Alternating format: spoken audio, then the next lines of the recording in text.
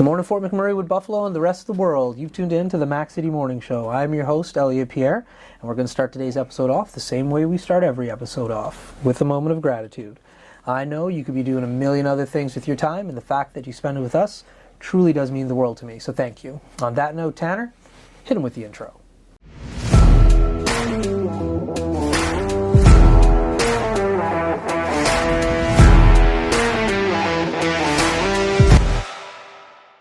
Hey, it's Keith Simpson here. I'm the general manager of Norel Toyota, soon to be Fort McMurray Toyota. Pretty excited for our new dealership. We're here to take care of you. Come on down and be part of our family. And we are back. Big shout out to Norel Toyota, our title sponsor for today's episode. We really do appreciate your ongoing support. As everybody at home knows, I do not introduce my guests because they can do a better job of that than myself. So, sir, can you please tell everybody at home who you are and what you're about? Hi, I'm Tany Yao. I'm your MLA for Fort McMurray, Wood Buffalo. And I just feel so blessed to be here on the morning show again. So thank you guys so much. No worries. Thanks for the toques. Tanner got one. I have one. We are definitely going to rep these. They're very cool. So thank you very much for the gift today. You bet. Yeah, that's exactly it. So what's new and exciting for you this summer, man? What have you been up to? Oh, well, I don't mean to be a downer, but a lot of the things I've been hearing are kind of depressing. So. Well, let's hear about them. In my job, positive light on them, maybe. In my job, most people just come to complain. You rarely do get good stuff, and we also try to push some things forward. Yeah. And in the end, I've just been really exposed to the world of everything from nonprofits to government-funded agencies like our post-secondary institutions, and just how if those organizations are mismanaged, there's not much in the way of public accountability for them. Unlike my world, where as elected official, people can vote me out, and I'm being exposed to a lot of those negative things. Yeah. So as an example, the University of Alberta, I will call them out because they were supposed to start a residency program for physicians here in Fort McMurray. They were given some funding and that task several years ago, in 2020 actually, and to this day, they still don't have anything started on the residency program. Only this year, when I challenged them on it, did they do one action item, and that's they're going to hire some position of a coordinator to come up to Fort McMurray and start working on this program 4 years after they received the funding for this. Oh, wow. And, I've spoken with the head dean of the medical sciences at the University of Alberta, and she tells me, when I ask her about accountability, she says they're accountable to the taxpayers. But this is a prime example. Our residency program here in Fort McMurray is a direct result of their inaction. Yeah. And it makes me just question these organizations. And so when you guys sit with them, like, how do you talk to them? Like, is it in regards to, like, do you have meetings? Is it, like, formal? Like, what does those discussions look like? We did. Well, I think it was in January of this year that I was invited to a meeting where the University of Alberta attended, and our local Alberta Health Services reps were there. There was some folks from the community that even represent First Nations, and that's where they told us that they hadn't made any progress in the program, and they would give no answers, no reasoning whatsoever. They just stood there very contently just to say, no, they can't do the program up here in Fort McMurray. Oh. So I took the initiative along with some of our HS folks to help me, and we identified a dozen physicians that are more than willing to take on medical students and residents and support that program. Cool. But we did in a very short time something that the U of A couldn't do in 4 years. Yeah. It's just depressing. It's just disappointing. And so where do you think you're going to be able to move that now that you've got this support by physicians and the U of A is aware of it?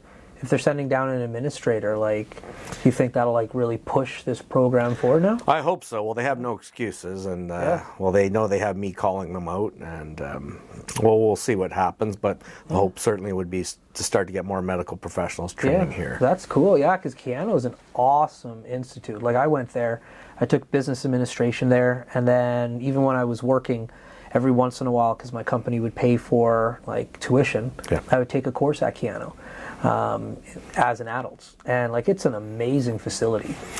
It is. I've taken some programming at Canada as well. I've got my first year of business administration from there.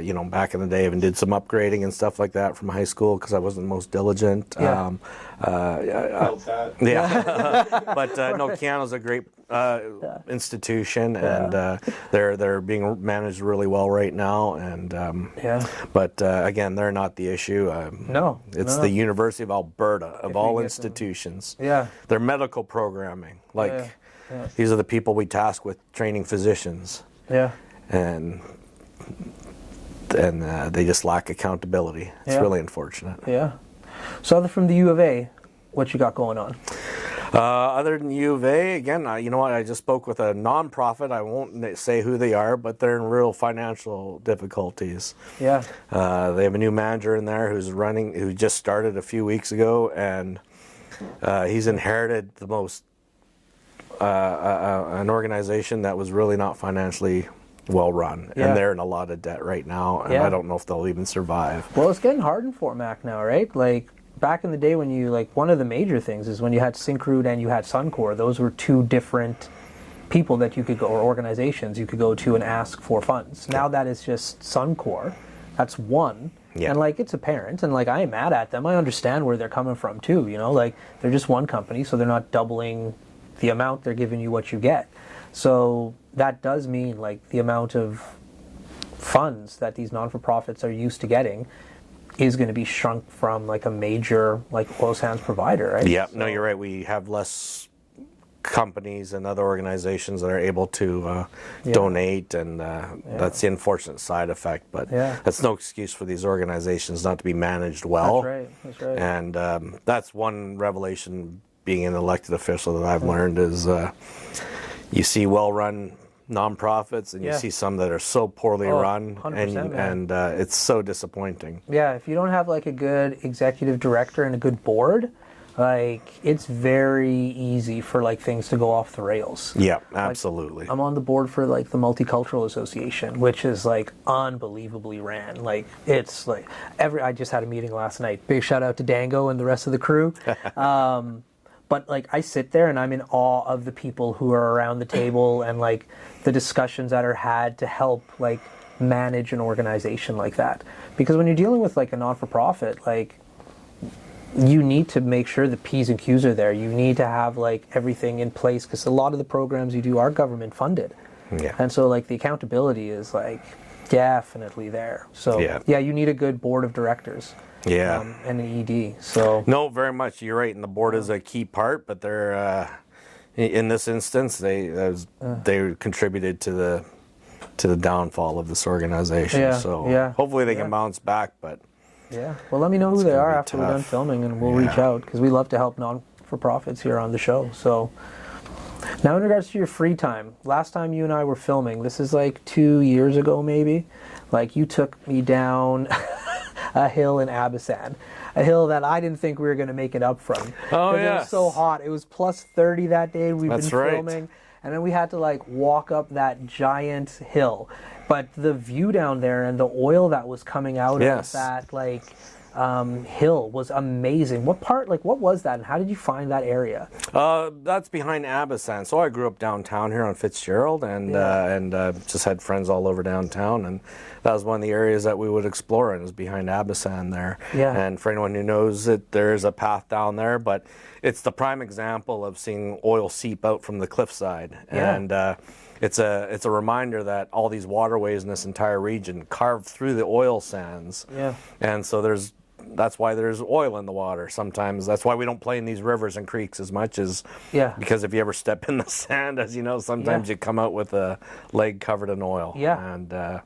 And it's a good reality check, right? Mm-hmm. It was cool to see that place. Like I try to show everyone that because it's just such a beautiful little area. It's the site where the original oil sands development was. I think there's still a couple of walls left. People have covered it in graffiti, but the remnants of that old building are there. Yeah. Oh, Tanner just tapped his phone. That means he's ready with his questions for the Mac City Minute. But before we get there, let's throw to an ad. Carrie, take it away. Hi, it's Carrie with Patchouli Rose Herbal Apothecary. I know our summer is coming quickly to an end. And during the summer, we always think of applying our sunscreen, but sunscreen is a product that we should be using every day of the year to protect our skin against harmful UVA and UVB rays, also against premature aging. I have a product called Dandelion Harvest, which is moisturizing, anti-inflammatory, and is great for anti-aging. You can use this every day of the year, and it's very moisturizing. If you want to check this product and any of my other products out, please go to patchoulirose.com. And we're back. Thank you very much, Carrie, from Patchouli Rose. We do appreciate your ongoing support. Tanner, hit him with the Mac City Minute. Alrighty, question number 1 for you today. What is your favorite part of being a part of the Wood Buffalo political landscape? It's meeting all the great people in our region. We have a lot of exceptional people. That's one thing that Fort McMurray does do, which people don't realize, is they attract amazing talent and people who want to succeed. They're willing to come up to this, what appears to be a desolate area on the map, and make a go of it. And you got to respect that pioneering spirit that people have when they come up. You know, a testament to yourselves even. Yeah, there you go. Question number 2. What is one show you watched as a child that still stands out to you today? A show that, well, Sesame Street used to be good and honest. I still remember that show. Mind you, I have heard that they teach a lot more social justice and stuff now, or take that for what it's worth. Yeah. As long as they do it in a good tone, I think we're good there. Mm-hmm. Question number 3. What was your go-to after-school snack? My go-to after-school snack, honestly, would either be like peanut butter sandwiches or cheese slice in there, instant noodles. I mean, it's not much different than what you do when you're in college, right? That's right. Question number 4. What is your favorite way to relax after a stressful day? Oh boy, you know what? I just like to go home and throw on a pair of sweats, just comfortable clothing, and just unwind that way. I don't have much in the way of vices, like I don't really drink and all that. So it's just shutting down the phones and just being at peace. Not even have the TV on or anything like that. And your final question: if you could have a conversation with anybody, past or present, who'd you want to talk to? Oh my goodness! You know, I think someone like a Winston Churchill would be very interesting to speak to. You know, there's an example of a great leader who led the Western societies through some very difficult times. So I think he'd be a prime example. Geez, there's probably so many out there. I mean, Einstein, that'd be a neat guy to talk to, right? I don't speak German, so probably. That is true. Neither do I. That's a good point. Churchill, though, that's a solid one. I don't even know if Einstein was German, so. Yeah. I think he was, actually. I mean, he's Jewish. Did he speak English? I don't even know. Yeah, he lived in the States for a while, so he must have. Yeah. Yeah. I know, like, I just started watching a documentary with my little son on Einstein. Yeah, but he was German. Yeah, I'm only like... 35 questions. Oh, yeah, there's only 5 questions, yeah. I'm only like 20 minutes in, but he's a fascinating guy.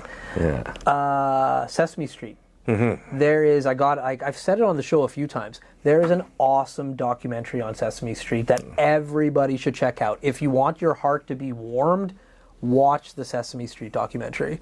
Fun fact, did you know Big Bird is different colors in different places? No. What? Yeah, so Big Bird is like yellow in North America, but if you go look at Mexican Big Bird, he's like green and red. Really? Yeah, he's not yellow Wild. everywhere. They match certain big birds to certain colors for different areas. For the local birds, I guess. Interesting. That's cool. Actually, I didn't realize that they even filmed internationally there. Yeah. So. Yeah, I just figured they would dub the whole thing over. So that actually is great. Yeah, that's very cool. Yeah. I have a question for you, because like I don't follow a lot of stuff online, but like this is something you probably know a lot about, the helicopters. Mm-hmm. Whatever happened with the helicopter program?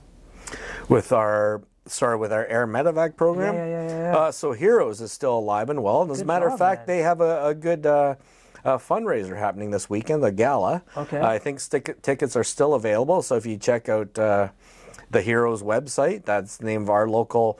They're like stars, but better. Okay, everyone knows who the Shock Trauma Air Rescue Society is. They don't actually service this region because they don't have any helicopters that can reach here. Right. But here in Fort McMurray, because we're so isolated, we're so unique. Phoenix Helicopters has always provided their services for very affordable prices. I've personally flown with them myself as a paramedic, and I'm just happy to see that they continue that great work today through the Heroes program. Yeah, and their helicopters, they're cool. Like, you know what? Have you guys ever invited Paul Spring to? No, like, Paul, reach out, let's film. Like, we don't invite anybody. People just text us. Like, I've met Paul. Like, I've talked to Paul. Yeah. And I've been out to his hangar, which is just like. You will love him on your show. Yeah, he's one of the few people in the nation that can do the heli-torch stuff.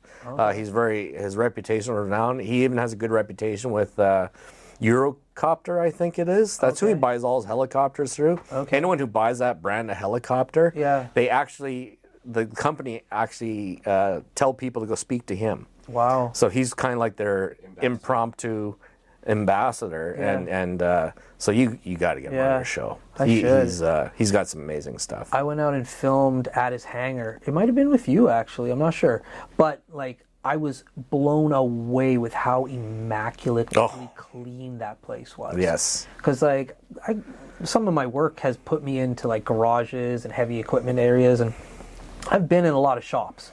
I have never in my life seen anything as clean as his. Agreed. Yeah. No. He it's an amazing organization, well-run company. Yeah. He has a son that's I think he's grooming to eventually take things over. He's also a pilot, and cool. just a good old family-run company that has done exceptional service for our community. Yeah. Yeah. You guys invited me to an event 2 weeks ago. It was a dinner in Edmonton. Yes. Phew. How often do you get to go to those, like something of that magnitude? Because that was a lot. It was. Thank you, by the way, for inviting me to go to that. But like, that's something that was a huge event. So something like that for you. How often are you going to things? Yeah, so we might go to 2 or 3 of those a year. So what Mr. Pierre is talking about is it was a political event, a United Conservative event, where it was the Premier's dinner, and where we invited people from all over to come to Edmonton. She had one in Red Deer, and she had one in Calgary as well. Yeah. And it's how we help fundraise, because political parties don't have any government funding. It's up to them to raise their own money and use that on things like advertising and spending, especially during elections and things like that. Yeah. And no, it gives many people an opportunity to hear from their leadership here in the province. And to meet a lot of the MLAs like myself, so we try to go and attend as many of these as possible to support the team. And for a lot of people, it's their first time to see Danielle Smith, Premier Smith, in person and hear her speak. So it was really interesting, man. Like, for one, tons of people, all dressed very nicely. But what was interesting was, for me, was the youth. Like, you could see that there was like young people very involved in the system, which is very like I don't know, it makes me feel good that like young people still want to be involved in decision making of any sort, may it be for this party or another. Like, at least you have the youngsters showing up, and there's like a system that they can participate in. Absolutely. Which I thought was super cool. Yeah, it's nice to see, and unfortunately it seems when times are worse, that's when you see more of the youth get involved, because they see society crumbling. And like right now, a lot of the rules are being imposed on us at the federal level are really hurting our economy and jobs, and the kids are starting to see that now, and they're getting active, and that's good to see. Unfortunately, the reason why they're getting active is because things are going downhill pretty bad. Like Canada, we have a lot of debt right now. If there is a new government next year, I hope there is, they're going to have quite the challenge ahead of them to get things in our house in good fiscal financial order. Yeah. And so what are the things that you think would help with that? Well, I think, obviously we have a lot of people administering a lot of different taxes, like the carbon tax, which doesn't do a whole heck of a lot of good, quite honestly, and a lot of people administering that. They could probably reduce those jobs, and they could do things like lower. So here in Alberta, we lowered the the rate for on commercial businesses. The end result from reducing it from 12% to 8% tax on businesses is we attracted more businesses to come de Havilland. They build airplanes. They moved from out eastern Canada out to Alberta because it's a lower tax regime. But now we're creating not only a lot of jobs here in Alberta for people to build airplanes, but to design and build them. Right. We've it's inspired a lot of investment in our post-secondary institutions to support the aeronautical industry. And the result is that's helping us to diversify. Yeah. So Canada needs to do that as a whole. There's a lot of criticisms if people were to read the paper now about this current budget that the federal government has put out, where it's discouraging businesses. Even doctors who run under a business model are being discouraged from even, a lot of them are talking about leaving because they won't make any money in this current environment if this budget goes through. Right. Oh, so that's definitely something to keep the eye on. Absolutely, Yeah, absolutely. cool. Now, as far as this summer is concerned, where do you spend most of your summers? Are you here in Fort McMurray? Are you down in Edmonton? No, I'll be here in Fort McMurray. So in session, we have a spring session and a fall session. Right. So like from end of February to end of May, I'll be in Edmonton most of my time. Yeah. And then in the fall from like end of October till the beginning of December, we're in session where the legislature's open and we actually pass legislation. Right. But in the off time, I'll spend more of my time here in Fort McMurray, but we are asked to go to things like Calgary Stampede and of course. as an example. I'm doing a report on Northern Development. I think I might have told you at one time, and part of that involves me spending at least 2 weeks minimum traveling around Northern Alberta. So my first leg, I'm going to Hinton, Grand Cache, Grand Prairie, High Level, Peace River, and Slave Lake over the course of a week, and doing meeting with everyone from First Nations to Métis groups to chambers of commerce to municipal governments, and different businesses and other organizations to get understand the landscape of development in the north. Cool. And are you going to be driving or flying? Drive. What are you going to be driving for all that? What's that? We get paid a basic mileage. Yeah, no, but what kind of vehicle are you taking? Oh, I have a Toyota 4Runner. I'll probably drive that, and I'm a Toyota guy. Yeah. And me too. Big shout out Neural. Yeah, that's awesome. Yeah. Fort McMurray. Sorry, Fort McMurray Toyota. Like, no, but they are known as diehard. Neural. Yeah, Habs diehard. Like I met with their marketing team like last week, and they're like, and they have it on the building. It's Fort McMurray. Like they're trying, and I'm just like, I'll try too, but like. And their new vehicles are coming out. Yeah. That's like trying to not call it like Casman Center. That's right. I know it's not the Casman Center. I don't even call it Casman Center. That's Thickwood Arena to me. Right? Like... Center Fire is now what they call it, right? I know, so we've talked about it. We have to respect the companies that are investing in our community by buying the naming rights. And that's right. Center Fire, they're kind of based outside of Anzac there, aren't they? Yeah, they're a great organization. Yeah. They really give back. That's the one thing. I know Tanner told me time's up, but there's like, I went to the NABA dinners that they had just a little while ago. The amount of Indigenous support in this community as far as like everything, but like money going in and like is wild. We have some very successful First Nations organizations and groups here, so unbelievable. I'm proud to say we're in a community that has that. Yeah. Because not every community has successful First Nations like we do. That's exactly it. Yeah. But anyways, my man, Tanner tapped his watch. That means we're out of time. But before we cut you loose, as you know, everybody gets a shameless shout out or plug. So I have the mic, the camera, the lights. Have fun. Oh my goodness! A shout out and a shaming. A shout out or a shameless plug. A shameless plug. Well, geez, I'm drawing a blank here. You always do, which I find hilarious because this is like your third time, and every time we get here, you're like, man, who am I going to shout out? Shout out to our premier. She's doing a wonderful job. I hope people recognize that. There we go. Awesome. Well, Fort McMurray with Buffalo, the rest of the world, that's been another episode of the Mac City Morning Show. From the bottom of my heart, thank you very much for tuning in. Big shout out to our title sponsor, Neural Toyota, as well as Carrie from Patchouli Rose and the beautiful people at Coldwell Banker. We really do appreciate your ongoing support. Hope everybody at home is having a great day. We'll see you tomorrow. Peace.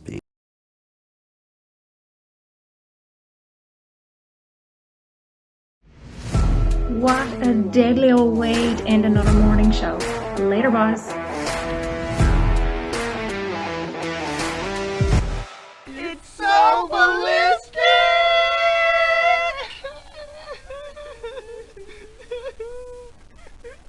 Talk about quenching your ugly thirst.